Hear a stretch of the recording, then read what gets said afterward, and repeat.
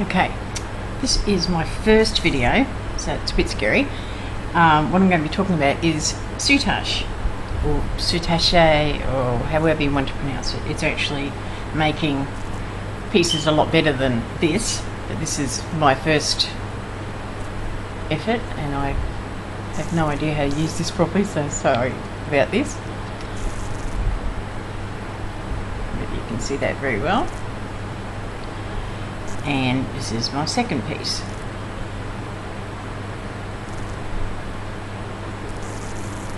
Okay, now this is just made out of pieces of herringbone braid. It comes in lots and lots of different fabrics from what I can gather. What I have here is rayon, these two pieces of rayon, and this is a polyester.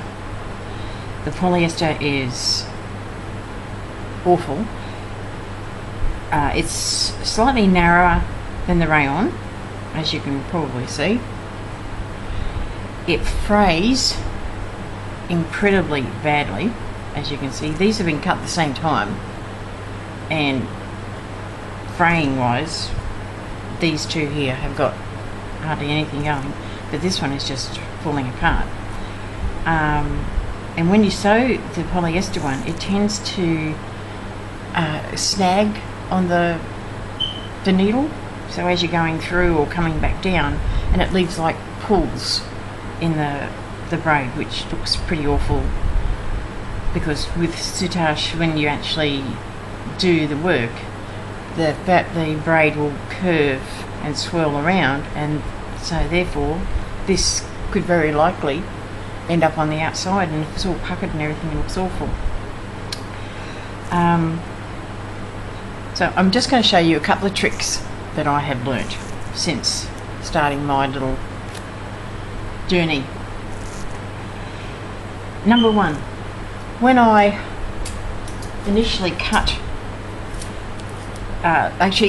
Jana from Beading for Perfectionists has got a video that she has done all about the different braids.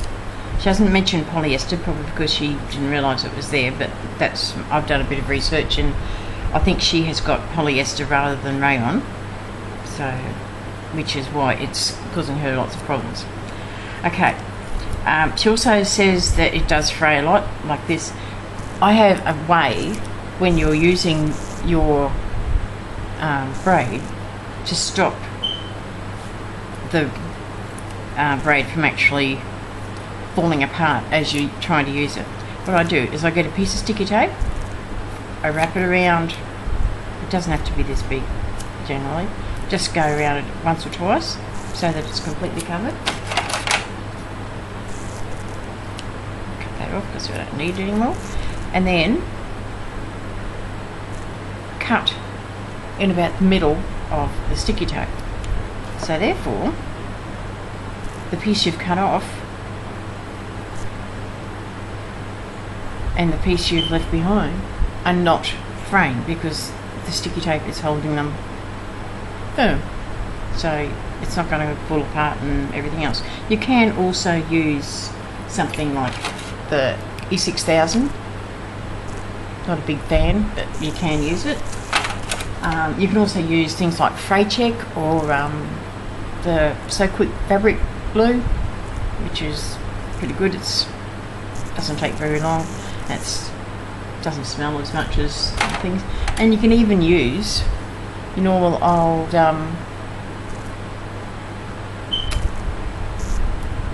glue, just your paper glue would do it as a temporary thing to make sure that the fraying doesn't go overboard. Okay, so that's your braids. I've only used polyester and rayon, so if you want to know more about it, I would go and see Jana's video and see what she has to say. Okay, other things you'll need. Okay, you need your braid. I use Fireline for sewing it because it's reasonably strong. This is £8, but I mean 6 would probably do just as well, and it doesn't fall apart as you're doing it. You need needles. I've had people say to use like a 13 which, like anything, the higher the number with needles, the higher the number, the smaller the needle, and the more flexible it is. And I tried the 13, and it was so bendy that instead of going through the center, like, you have to actually go through, if I can line myself up, the center of the braid. And instead of doing that, because it was bending, it was going through things like that and sort of sitting sideways and everything else. So I find a 10 or a 12 in the needle works pretty well for me. Okay, so also you're going to need beads, and you're going, to me they're going to fall into 3 different categories. Okay, you have like a focal bead or cabochon, so something that's a little bit bigger, more substantial, like big pearls here, or you might have cabochons that you have. You can either just do a bezel around them, or you can put them onto some sort of a substrate and end up with something like that you can then attach to your soutache. This piece I've done here is actually bezeled. You probably can't see it very well. So there's no, I haven't even backed this one yet, but as you can see, there's no actual fabric soutache. The soutache is just there. I'll be eventually just covering in this part and leaving this open so you can see through it. Okay, so you have, like, these are your focal ones. I would call them my focals. They're the center of attention. Then I would have my accent beads. They would be the next down, if you like. I'll show you on this piece. These I would consider my accent beads. They sort of make your focal stand out and give it a bit more lift. These are even an accent bead up here. Then, so these are like accents. Okay, even these bigger ones you could use as an accent bead. And then you have what I would call embellishment beads. They're normally like,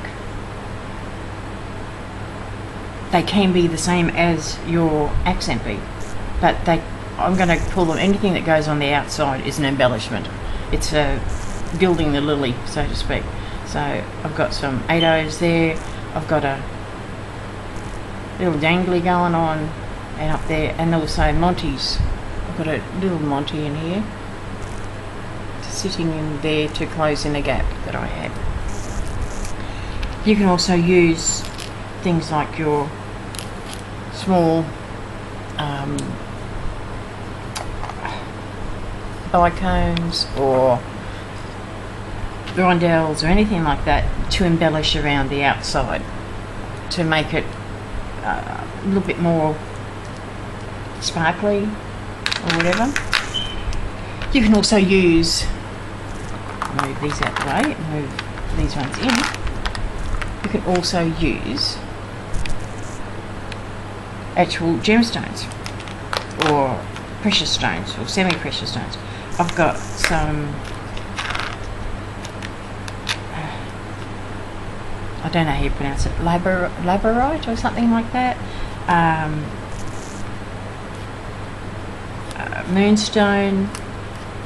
I think they're probably wannabe sapphires and rubies. These are glass cabochons that I've made up. Oh, that's just ones that should have been in that pot there. They're just a normal one. Polymer clay.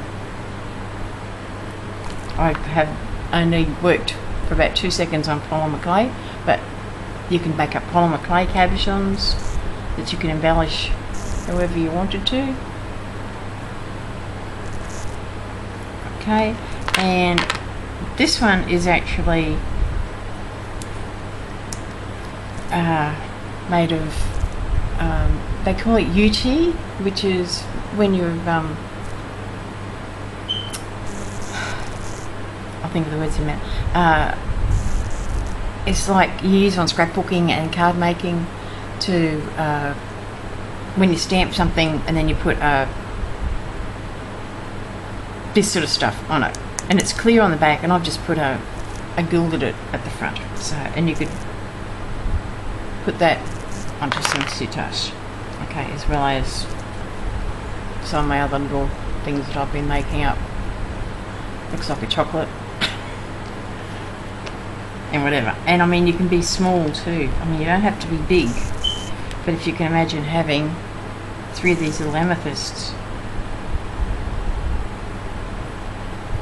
you know, they can turn quite nice too.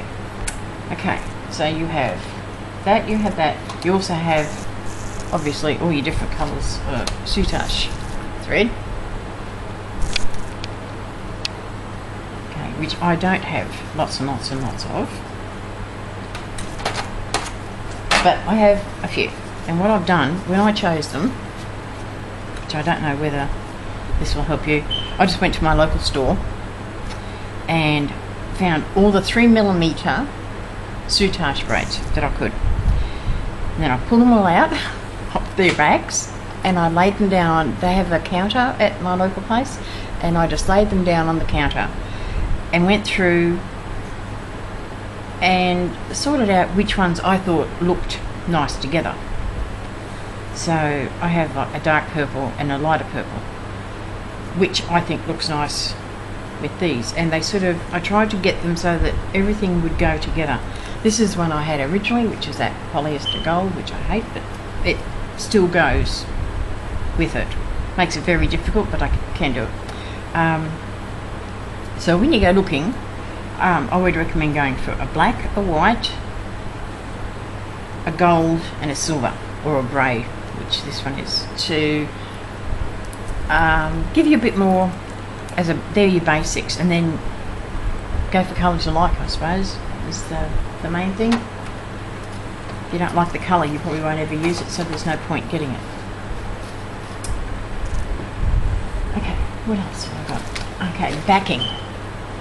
Now, you can use, there are lots of different things you can use for backing, for both your cabochons as well as backing your finished piece. This is a huge piece of stiffened felt. Right.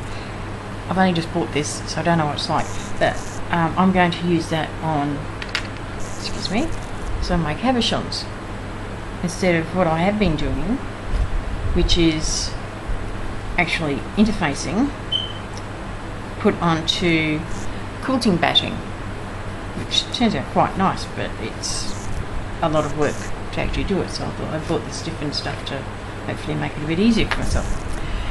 For backing of your finished piece, I've done, whether you can see that, that's a leather, it's from an old handbag I bought at the op shop, the cheapy thrift shop, I think they call them in America. Okay, so you can use that, and I just cut it up into pieces. It ended up looking like this. It's probably actually vinyl, to be honest with you, but it doesn't matter. It doesn't fray. Anything that doesn't fray is what you need for the backing, especially if you don't want to use glue, because I know people who don't. You can also use felt. Felt comes in lots and lots and lots and lots and lots of different colours. It doesn't fray, so you can put that on the back of your piece, which I probably will use a green or something like that on the back of this one. Cut it to the shape you want. I mean, I could even put that over my little glass piece and you would never know hardly that it was there because it matches the colour. So you could use felt, you could use ultra suede, which is quite expensive, but you can get that stuff. There's all sorts of different things. I mean, just play around, see what works for you. What else? Gianna and Honeybees Zena are going to be doing quite a few videos in the very near future. Sorry.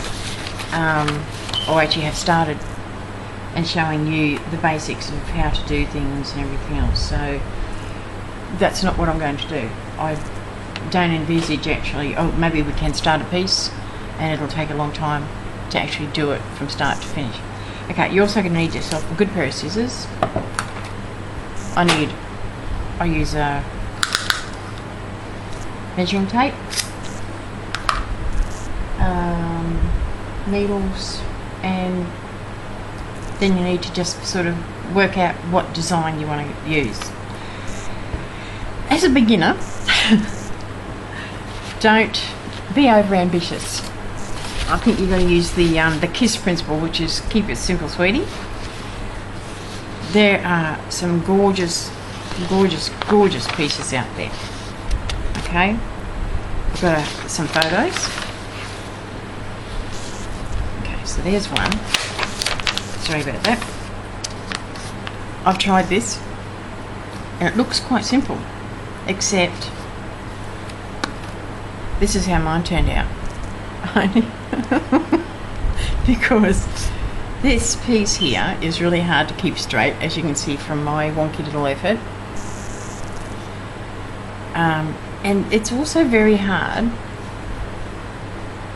to work out where to put these pieces, because I'll have to sit down and actually think and do a logical thing of how it works. But I started putting this piece here in too far up here, and it ended up being all wonky. But I think I can save this. I just got to work on it. So you can try. I mean, some simple things are quite there, but they're not.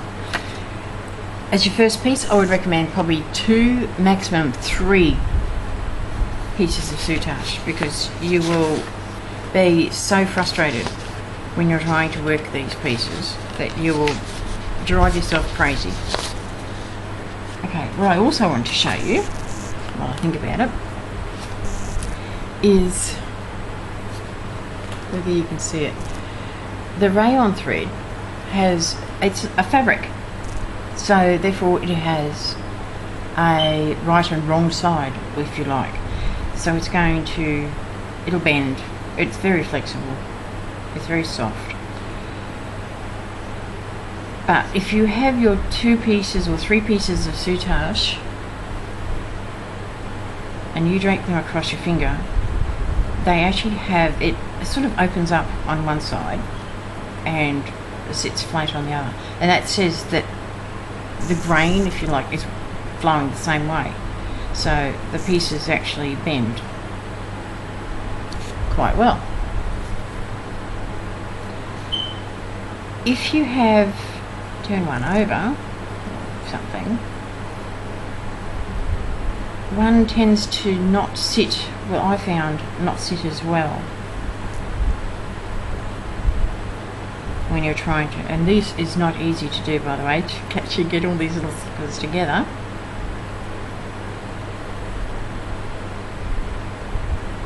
Okay, so these are all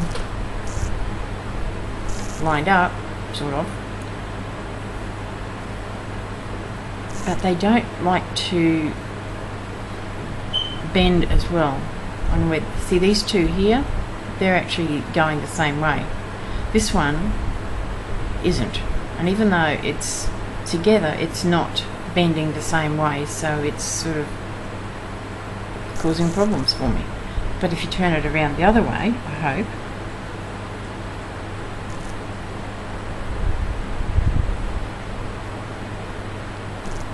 it should, probably won't, just to see me off. There we go. It actually sits better and folds and moves the same way. Okay, so before you use this stuff, make sure you find out which way the grain is moving and get your threads, your braids, so they're going the same way. Okay, so I have other pictures of some incredible artists. What I also want to mention, though, was the fact that you don't just have to use the Soutache braid, or the Russian braid as some people call it.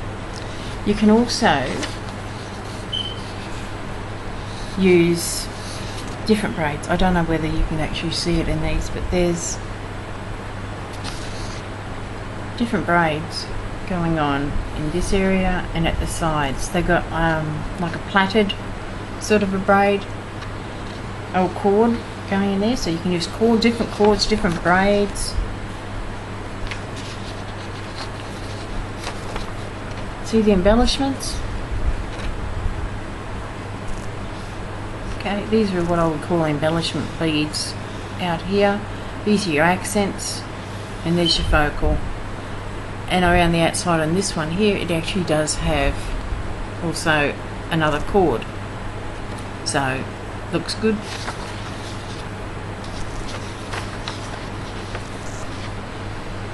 Okay, this one, you can see they've used a faceted stone here. This always reminds me of an orange, like a segment of an orange or something like that. Joining two pieces together. There's actually like three pieces here, because you've got your round piece, this piece, and then this piece here, and they all, you just join them together and it turns out like that. This one's a good example of using another type of braid or cord on your piece. Once again, okay, I'll lose which way I'm going. Sorry everyone. And this one, they actually use a bit of satin or a ribbon at the top. So, and you have all sorts of gorgeous things that you can make out of this stuff. But I'm nowhere near ready for most of these. The colours are astounding. This is so Bollywood, which I love. This is by Anita Verlois. I can't pronounce her name, I'm sorry. She's a Russian lady who lives in France. And she does these beautiful, beautiful pieces of art. Okay, now what I also want to talk to you about is, you've decided you want to do this and you're getting really, really good at it. So you want to design your own. And that often happens by accident, by the way. I was thinking, by looking at these pieces, sometimes these are actually New Zealand tikis, and I love the curves in them. So if you can imagine having these curves as part of a soutache. This piece, make it a bit rounder maybe, but you could see that in there. There's a big tiki for you. But if you dumb it down, it'll be gorgeous, I reckon. This is some Australian Aboriginal art that I think would look fantastic as a soutache. You could make the shapes and everything, use the ideas and the shapes to make your own pieces. And even Incas and Aztecs, the Mayans, they've all got their things. That's where that always reminds me a bit of the I don't know, it just sort of looks a bit like it's Peruvian or something. Not quite. And this is very hard to do, as I said. Anyway, I'll continue and see how we go.